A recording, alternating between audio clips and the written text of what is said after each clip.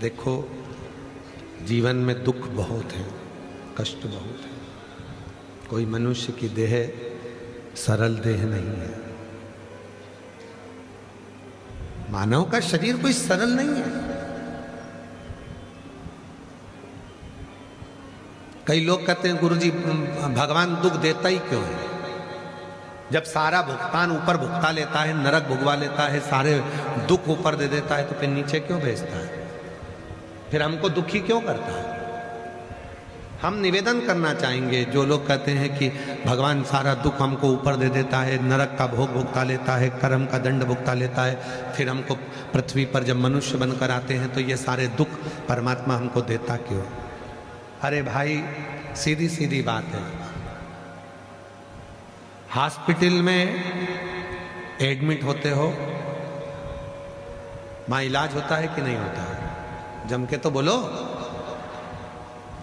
Hospital में admit हुए तो इलाज होता है कि नहीं होता? होता है ना। बॉटल चढ़ती है कि नहीं चढ़ती? जम के तो बोलो। इंजेक्शन लगते कि नहीं लगते? दवाइयां मिलती कि नहीं मिलती? हॉस्पिटल में एडमिट हुए, हॉस्पिटल में जब सारा की सारा ट्रीटमेंट हो गया, सारा की सारा दवाई, इंजेक्शन, बॉटल सब हो गई, फिर भी आप जब हॉस्पिटल से छुट्टी लेकर जाते हो तो भी एक थैली भरकर दवाई तुमको दे दी जाती है कि घर जाकर ये दवाइयां लेना है। बोलो बोलो, सही है कि गलत है? घर जाकर ये दवाई खाना पड़ेगी, घर जाकर ये दवाई लेना पड़ेगी।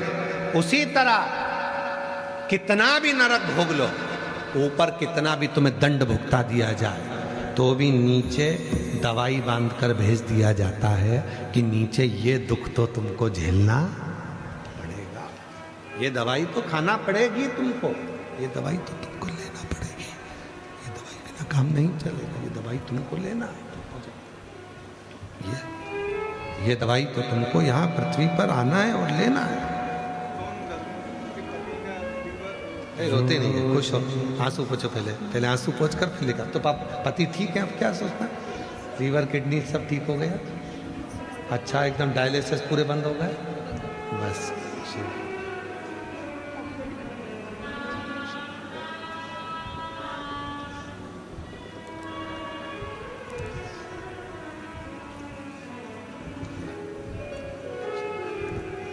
एक पति आंसू पोछो, हाँ, एक उनको दो, दोनों को एक एक आंसू पोछ के जा। अब तो पति ठीक हो गए, डायलिसिस वगैरह सब बंद हो गया ना, सब बंद हो गया, लीवर किडनी सब बढ़िया एकदम। बस हम तो बाबा के भरोसे चलते हैं, हम तो बाबा के भरोसे चलते हैं, ये दुनिया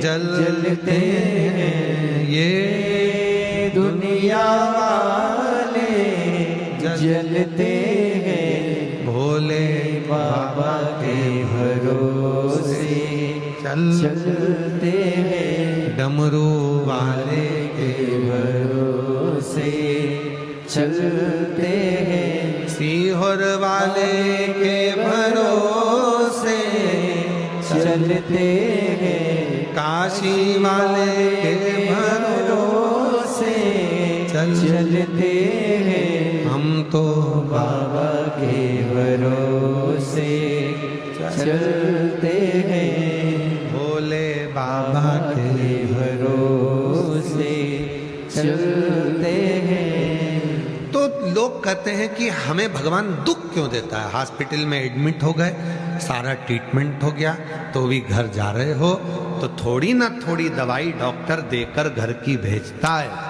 उसी तरह ऊपर भुगताने के बाद भी भगवान तुमको पृथ्वी पर थोड़ा दुख देकर भेजता है। इसको लेते जाना, थोड़ा थोड़ा करते जाओ, थोड़ा थोड़ा लेते जाओ, थोड़ा थोड़ा करते जाओ।